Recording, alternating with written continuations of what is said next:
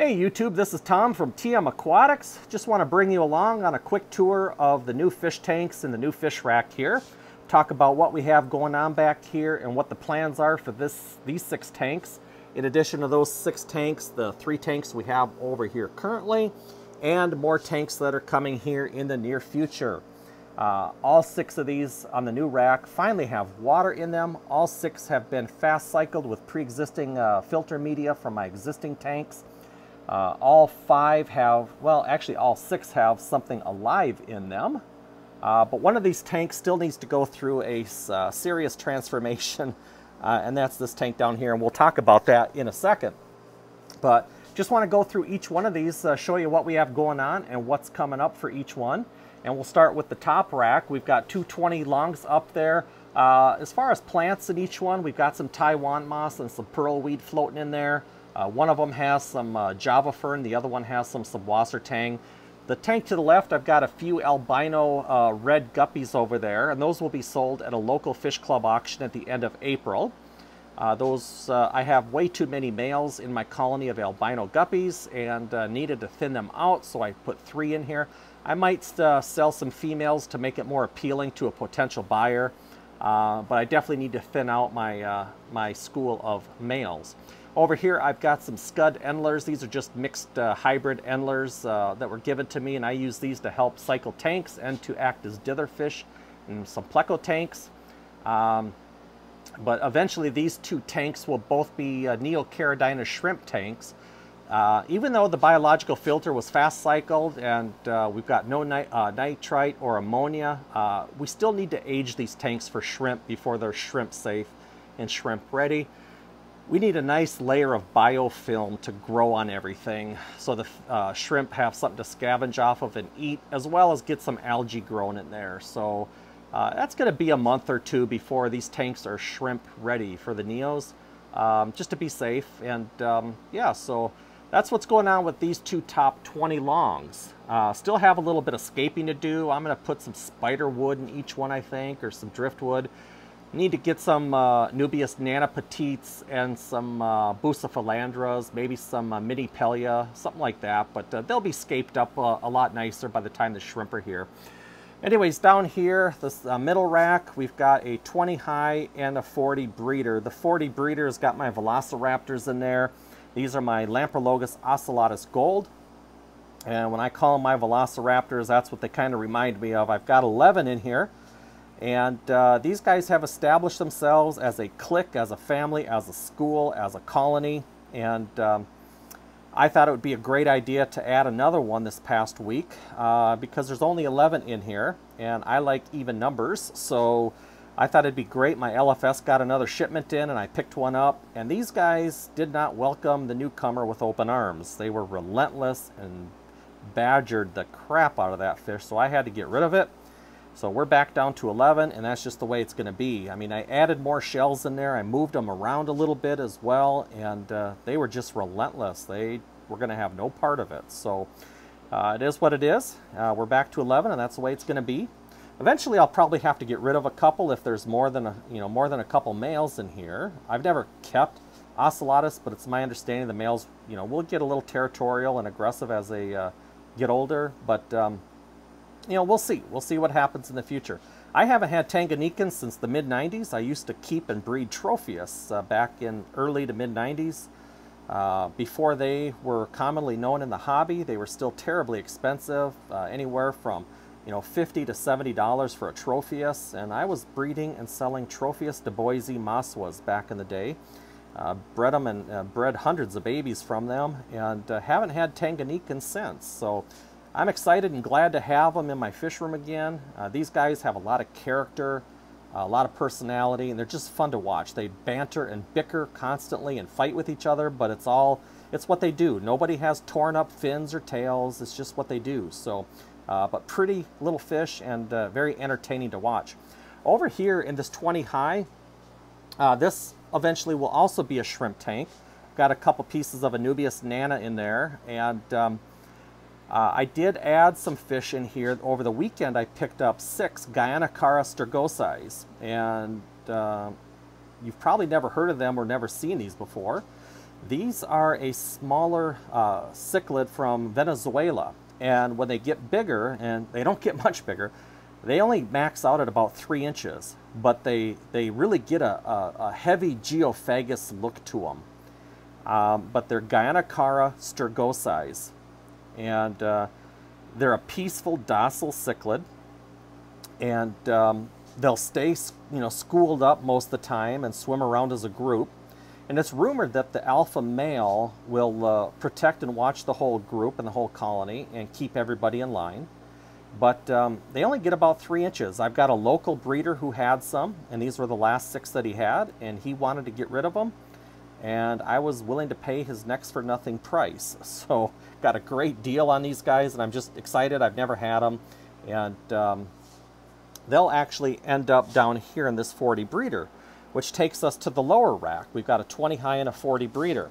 This 40 breeder here was going to be a new home for my L134 Plecos over there, but that's kind of changed up a little bit because I do have an order for some Plecos, and they'll be here later this week, although I'm not going to be getting as many as I had hoped and expected.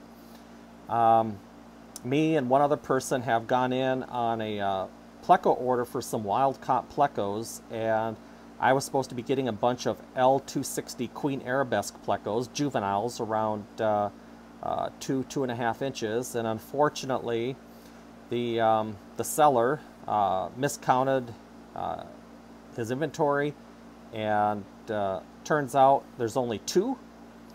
So I'm kind of bummed out because I've got to pay shipping, and when you pay for shipping, to spread it out over multiple fish makes it much easier than just spreading it out over, the shipping costs over a couple fish. They're still going to cost me a lot less than what they would cost in the LFS, but I was expecting more than what I'm getting, and I'm only getting 2. So I'll have to place another order eventually and pick up another 4 at some point when he gets more in. But putting some L260s down here. Now, L260 Queen Arabesque Plecos are a very small high Pancistrus Pleco, and they only get about, I think it's 80 or 90 centimeters, or 3.5 to 4 inches, which are going to be very similar in size to these Guianacara sturgosis. So the fact that these are small and peaceful, and I'll have smaller Plecos down here, they'll be a perfect companion for one another. But I'll probably add in some tetras just to spruce it up and add a little more life and color down there. Probably toss in some cardinals or some rummy nose, because sometimes Pleco tanks aren't the most exciting thing to look at. When the most action you see is the bubbles coming off the foam filter. Sometimes it's nice to have a little more life down in the tank. So I'll probably add a school of tetras of one sort or another down here. Maybe some embers tetras. Those would be a nice addition too. Maybe some embers. But anyways, over here in the last 20 high, these are some Amazon swords I'm growing out for the Fish Club auction at the end of April. This tank will eventually be converted once the auction has passed. I'll tear this tank down and set it back up, and these will probably temporarily house the albino red guppies right here in this tank here. So I'll probably set this back up, but I have 2 mother sword plants in my 75 gallon, and they both had a bunch of runners, and there were a total of 40 baby plants on them, and I couldn't throw them away. And knowing I had a Fish Club auction coming up, I thought I would quickly dirt this tank, plant those in here, put some extra light on the tank, and see if I could grow these out and sell them for the Fish Club auction. And I'm kind of glad I did. Now, there was a little melt and some die-off, and you can see some brown leaves in there. I got to get in and clean that up a little bit. But if you notice down here, center frame, all new growth coming out of these swords. There's new growth right there, and there's new growth center frame right there. There's a new leaf. There's a new leaf. That's a new leaf. That's a new leaf. So these all have new growth coming out, so they're adapting and they're adjusting. I just hope they fill up a little bit before the auction, but I've got almost 4 weeks, and hopefully I can get rid of these at the auction, make a little bit of money to pay for some fish food. So, but eventually now I'll be moving those red guppies over here.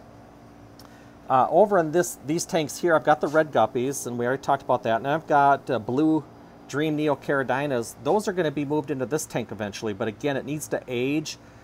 you know, I want about two months of biofilm and algae growth in there before I move any shrimp in. You know, same thing with these two tanks up here. So we'll get those rehoused. The L134 Plecos were originally going to come into this tank, but since that's all been changed around, I need to do something different with my L134s. So I will be getting a new 40 breeder, and I talked about this in a previous video. I'm going to set up a 40 breeder right here. And then underneath I was going to put some 15-gallon shrimp tanks. That's changed up a little bit, at least in the near future. I need a hospital and a quarantine tank because I got rid of mine when I built this new rack. So I picked up a 20 long at the Petco $1 per gallon sale, which runs through April 28th, by the way, public service announcement. Got another 20 long, and that'll act as my quarantine and hospital tank, and that'll be down here underneath the 40 breeder. That 40 breeder will temporarily house my L134 Plecos. So once I get all these fish moved out of these tanks here, these fish and shrimp, this rack is coming down, and I'm going to build a new rack over there, and it's going to be just like this rack here. So we'll do a much better job, much cleaner job. You know, two main reasons I'm doing that. Number one, to make it look nicer, make it look more professional, and so I can organize it better. Cable management, airline hoses, all of that, because I've got air pumps and electrical. I don't know how many dang power strips I have back there, 2 or 3, and they're all like right next to the ground or sitting on the ground, and it's really not safe. So I need to get this cleaned up and build a nice rack over here for these existing tanks, and then I'm going to be able to add up above the 55 a 40 long. So we'll make it look nicer, we'll clean it up, we'll have a much better job with cable management, we'll get the air pumps off the ground, we'll put the air pumps up above so we don't have to worry about check valves, and then you know, we'll add that 40 long, and it'll just look a lot nicer. So those are the plans moving forward, but I'll probably, in my last video, I think I talked about maybe making this a Tanganyikan tank, and I think I'm going to have to stop that idea or change that up because there's still 2 Plecos species that I want desperately in my fish room, and that's the L46 Zebra and the L397 Panicolas. And I'm actually working on a deal. I really can't talk much about it because it's not finalized and we're just starting to talk. But me and another person are working with an exporter, and there's an opportunity for us to get a significant number of L46 Zebra Plecos for a very reasonable price. And I guess we'll see if that works out in our favor or not. So if that happens, I'm going to need, you know, this set back up with Plecos. The 40 breeder will be, or the 40 long up here will be for Plecos, and I'll need that 40 breeder over here for Plecos. But I think that's at least on this video, those are the plans. So, but it's ever changing, and you know, that's the fun thing with this hobby. There's so many different types of fish to suit everybody's you know, likes, and it's always fun to try different things. But in any case, that's it. We're pushing 13.5 minutes. Just wanted to give everyone an update on the new fish tanks here and what some of the plans are here in the very near future with, you know, adding tanks over here and building a new rack over here. And you know, maybe I'll do an unboxing video for the Plecos that I'm getting later this week, although it's not going to be too exciting when I'm only getting 2 out of the box. But anyways, we'll see. But that's it for now. If you haven't subscribed to my channel, I'd be honored if you'd consider doing it. If you're already a subscriber, thank you very much. Hit the like button on your way out. If you have any questions or comments, go ahead and post them down below. And until the next time, folks, we'll catch you later.